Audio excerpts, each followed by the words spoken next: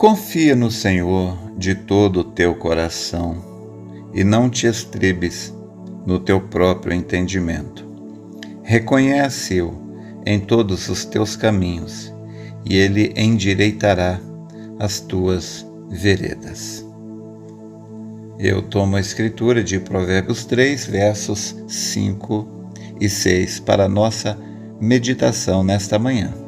Quero lembrar, salientar que a palavra de Deus, ela é muito mais rica do que a gente possa supor ou imaginar. Quando você lê, quando a gente lê, a gente tem a ilusão, a suposição que é uma ilusão de que a gente entendeu, simplesmente porque a nossa mente entendeu as palavras, mas as palavras não são a mensagem.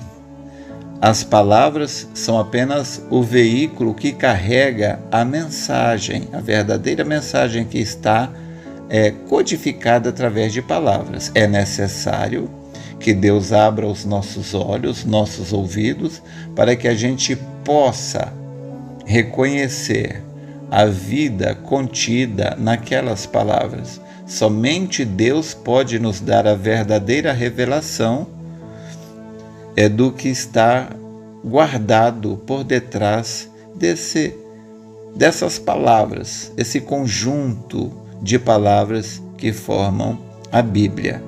As palavras em si, que os nossos olhos veem, nosso cérebro entende, as palavras em si não são a mensagem. A mensagem está escondida, guardada por detrás da letra. E é necessário que Deus abra os nossos olhos para que a gente possa ver. Porque se você não entender isto, você vai ler a Bíblia, as mensagens, como se lê o jornal ou um livro de culinária, e não é assim, não é assim. Então, verso 5 e 6, confia no Senhor de todo o teu coração e não te estribes no teu próprio entendimento. Isso serve muito em determinados momentos, quando a nossa mente nos aponta um caminho diferente do que a Bíblia nos diz. Por exemplo, a Isaías 53 nos diz ali que pelas suas pisaduras nós fomos sarados. Então, ou seja, a palavra diz que nós somos salvos, a palavra diz que nós somos curados. Então, por que as pessoas permanecem sem salvação e elas permanecem sem a cura? Porque elas falharam em ver a vida que estava contida ali por detrás da palavra. Quando a gente consegue realmente ver, então isto nos é revelado e nós desfrutamos dos seus benefícios. Então, no verso 6 diz assim, reconhece-o em todos os teus caminhos e ele endireitará as tuas veredas. Olha, muitas vezes a gente dá cabeçada, sabe? Ninguém quer errar, né? Muitas vezes a gente deixa de tentar conseguir algo simplesmente por medo de falhar. Mas olha, por detrás das falhas, dos erros, ali estão contidos ensinamentos preciosos. Deus usa também os nossos erros para nos trazer grandes lições.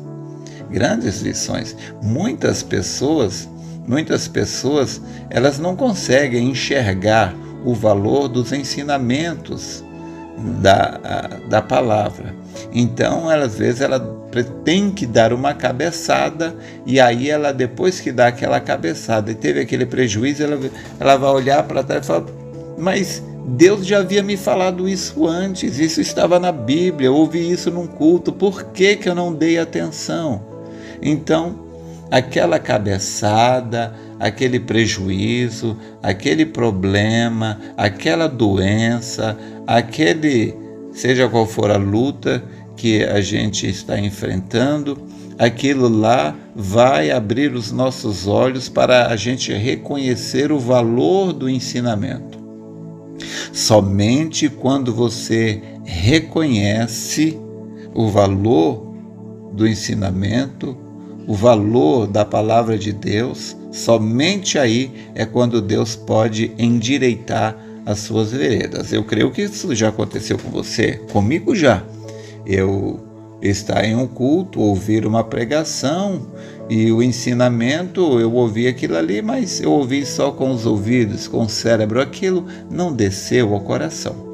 E lá na frente, depois eu quebrei a cara e minha mente foi lá atrás e falou, mas Deus falou isto no culto da semana passada. Se eu tivesse dado ouvidos, eu não estaria sofrendo isso agora. Não estaria. Mas se eu tivesse dado ouvidos, mas eu dei ouvidos? Não. E porque não dei ouvidos, então quebrei a cara. Então, quando você reconhece o Senhor em todos os seus caminhos, aí Ele pode endireitar as suas veredas. Veja, Deus está no conselho de um pai, um bom pai sábio, uma mãe sábia. Deus está te ajudando, tentando te ajudar, né, através de um culto, de uma pregação. E você precisa reconhecer a Deus nos seus caminhos para que Ele então possa endireitar as suas veredas. O ensinamento de Deus só endireita o caminho torto daquela pessoa que reconheceu Deus naquele ensinamento. Se você não reconhece Deus naquele conselho, naquela palavra, naquela orientação, então Ele não pode endireitar o seu caminho.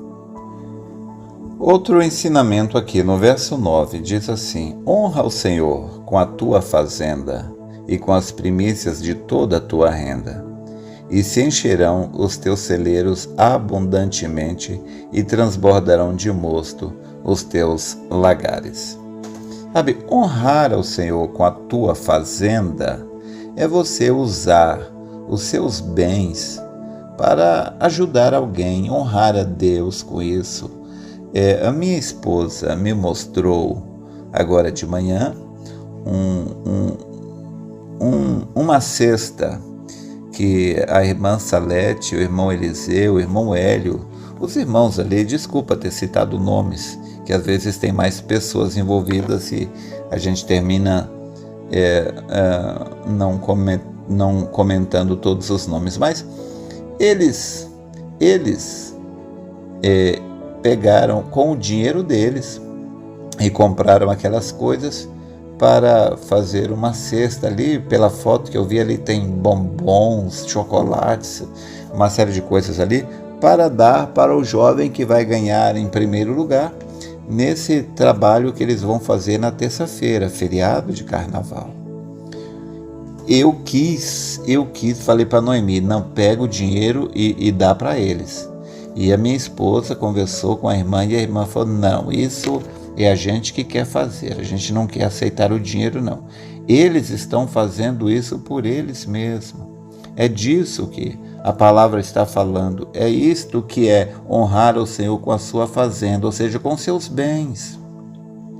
Sabe, às vezes a pessoa deixa um irmão ir a pé para a igreja e não dá uma carona para o irmão não sujar o carro, ou sei lá o que, deixa de ir para um culto para economizar gasolina. Olha, você tem carro e gasolina, você tem algum lugar mais importante para ir do que a igreja? Né? Então assim, quando você faz algo para Deus, Deus te recompensa por aquilo. Me permita colocar algo aqui para você entender. Olha, Deus, ele não deve nada para ninguém.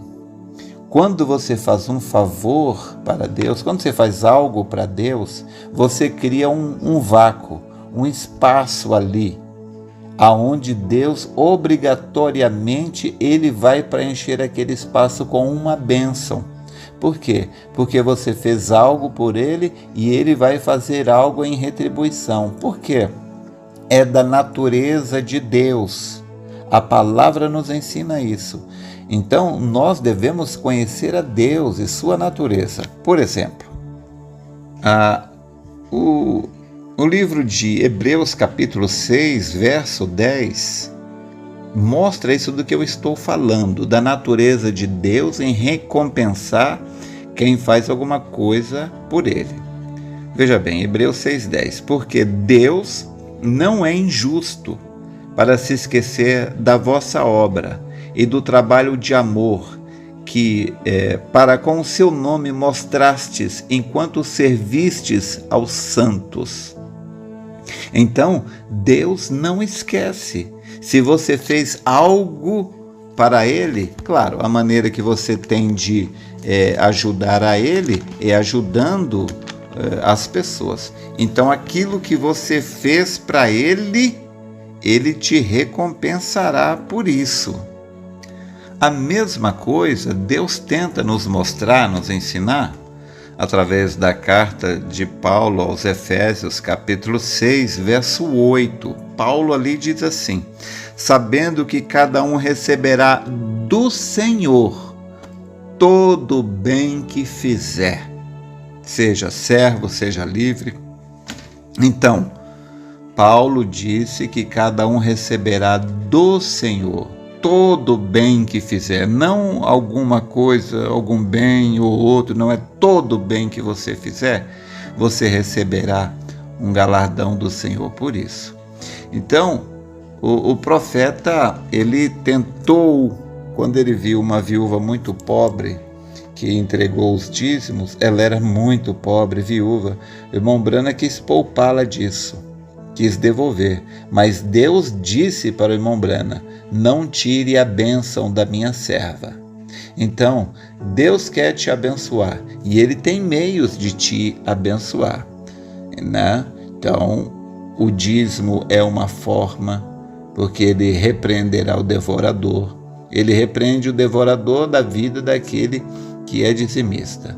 Então, quando você faz qualquer bem para alguém, Deus te recompensa por isso. Paulo disse: faça o bem a todos, mas principalmente aos domésticos da fé. Espero ter te ajudado. Deus te abençoe.